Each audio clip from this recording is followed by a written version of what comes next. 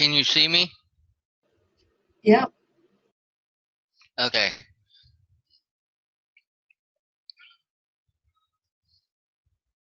And you can hear me, so that's good, because last night when Samantha and I were playing around with this, so I basically knew what to do, for a while, she couldn't see or hear me. So that's a good sign. Well, let me see if I see anything on.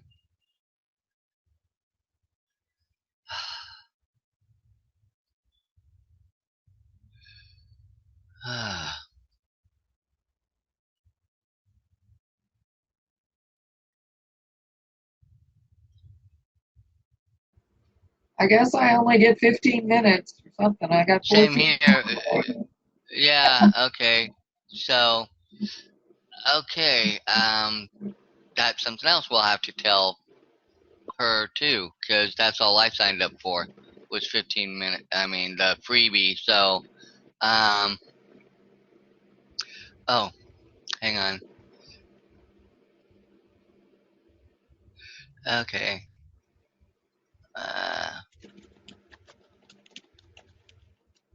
Let me copy that over. But we won't have very long, so because it'll cut off after 15 minutes anyway. So, uh,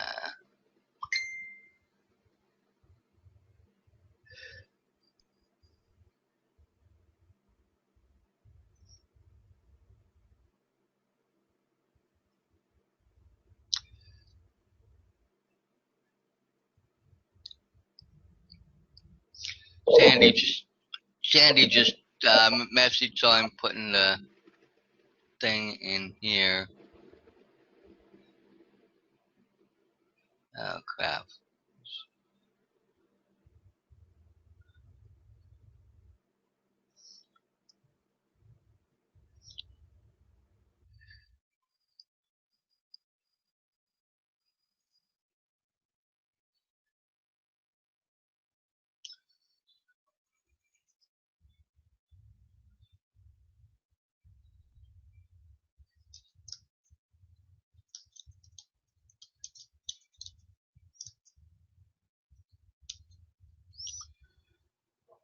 Okay.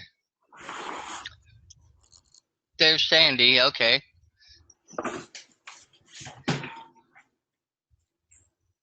I hear her. Okay. So we got like 15 minutes. So I'm just gonna jump in and start. 12 minutes. 12 minutes. Okay.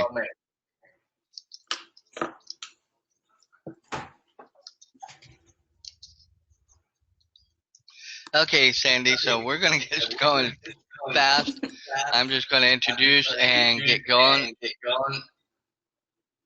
because we we only have like 12 minutes left because under the stuff I joined on, it only gave me 15 minutes. So we have to talk Well, to guys, Samantha about that. there's a lot of echo. Maybe Yeah. Sandy, can you mute your line or something? Okay. Yeah, that sounds better. So I'm just going to introduce, jump quick, and to let you guys say hi, and then we'll get into the book really quick and try and cover what we can for 15, well, 11 minutes probably now. So I'm Dan Sisik. I'm hosting the Mindset Mastery call this morning, and we are going over the book Atomic Habits by James Clear, and we are chapter 14, How to Make Good Habits Inevitable and Bad Habits Impossible.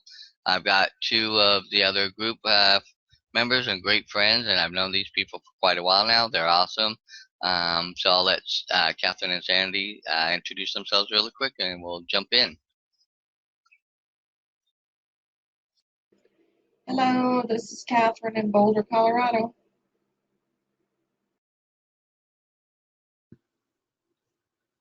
Hello, Sandy here in sunny Miami Beach.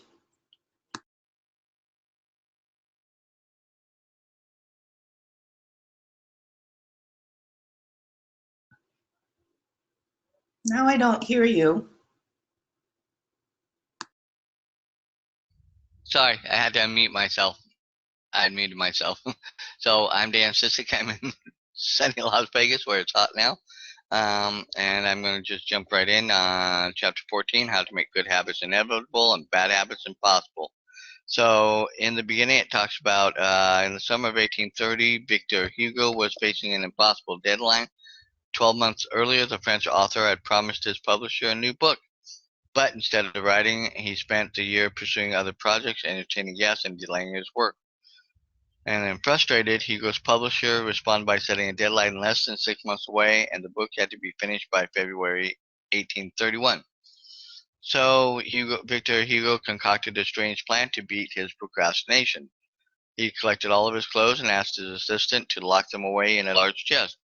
And then he was left with nothing to wear except a large shawl, and lacking any suitable clothing to go outdoors, he remained in his study and wrote furiously during the fall and winter of 1830. The Hunchback of Notre Dame was published 2 weeks early on January 14th.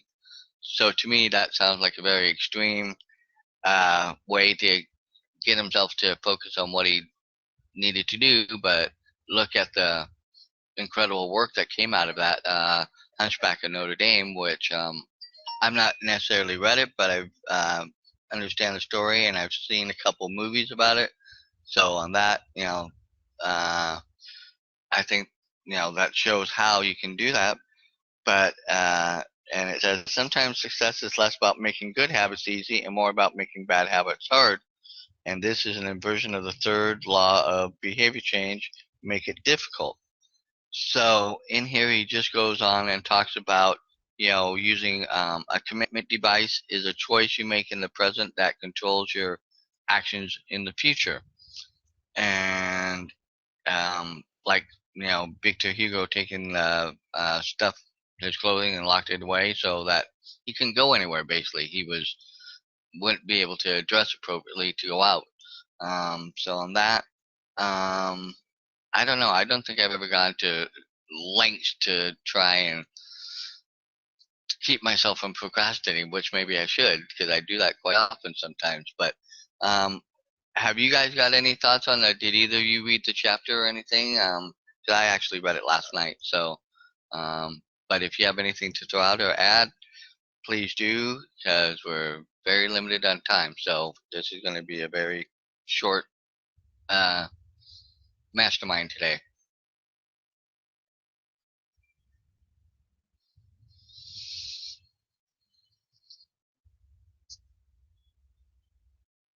If not, I'll jump on to the next part. He says there are many ways to create a commitment device. You can reduce overeating by purchasing food in individual packages rather than in bulk size. You can voluntarily ask to be added to the ban list at casinos and online poker sites to prevent future gambling sprees. I've even heard of athletes who have to make weight for a competition, choosing to leave their wallets at home during the week before weigh-in, so they won't be tempted to buy food. So, um,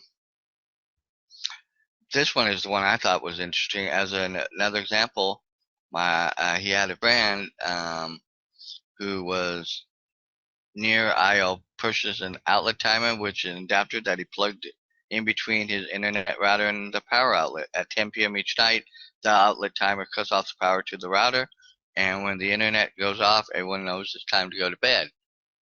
So on that, we only have about 5 minutes left. Um, I didn't realize that this was going to be so short. So maybe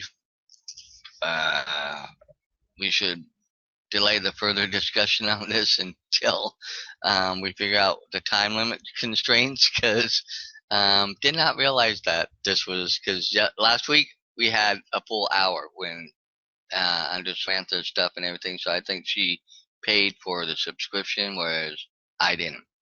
So that apologies to everyone. Apologies to myself because I would have liked to have been able to go more over this book. But if you guys have anything, throw anything out. If you read the chapter, I'd be happy to hear it.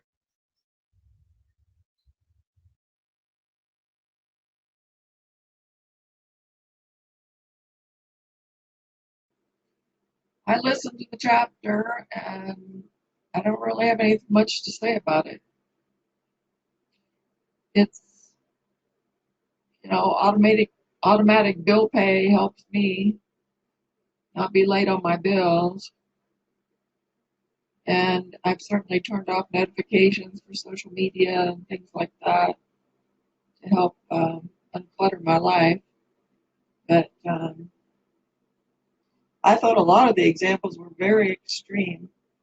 I don't know if I just have more willpower than I'm aware of or what, but I he was talking about, he gave one example where he had his assistant change his password to all of his social media accounts every Monday so that he couldn't log in all week until the weekend or something, and she gave him the new passwords, or I don't even remember, but I thought it was pretty crazy myself.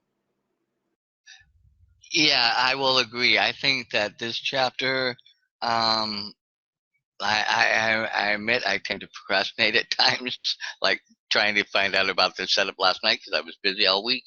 Um, but at the same point, some of these, yeah, were very extreme. I would agree, and I don't think I know anybody that would go to these lengths to do that. I think, if you can set and establish the habits good in the first place and work on the changes to me in a more organic way, in a more um, thought out process of like we talked about in the other chapters in this book and in other parts of it, where they are all very good, very sound, very straightforward.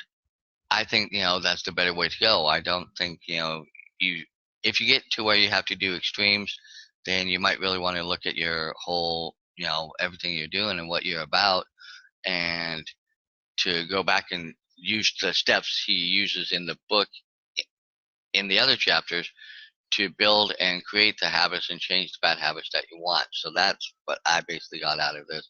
Um, so with that, do you have anything, Sandy, or are you just I don't have the book. Never got it since I was hardly on.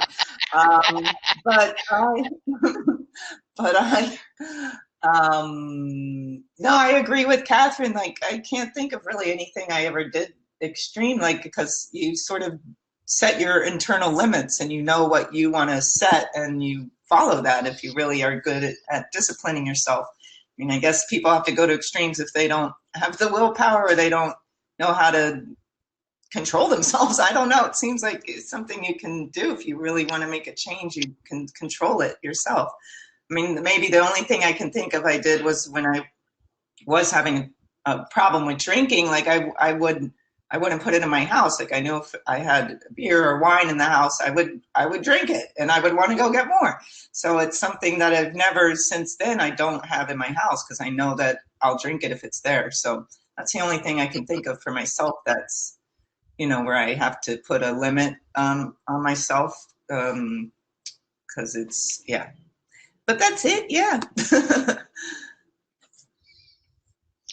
okay? Well, we're pretty much uh, getting out of time, so I'm just going to cut it short.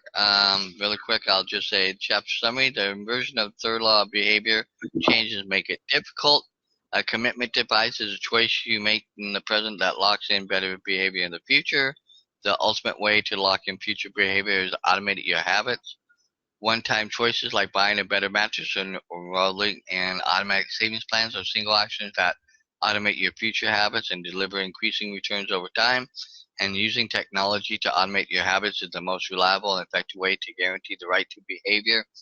So with that, because of time constraints, I'm going to just say thank you to. I'm sorry about this. I apologize. It's not fair to you guys. Um, it was not fair to me because I did not know. I thought Samantha's really looked into all this a little bit more, and I didn't even realize this. So apologies to everybody who, if you're listening out there, um, we will be better set next time we get on and know the full length of this, and go from there. So I'm sorry, but if you want to get involved with us, get a hold of us at Mindset Mastery Collective. on Facebook or on YouTube and message one of us, and we'll help you get in and on and going with the group and everything. So sorry about that. Talk to you guys later, and have a nice day. And we're winding down. Bye. We got 10 seconds left, or 9. So I'm just going to let the timer run out and let it cut off.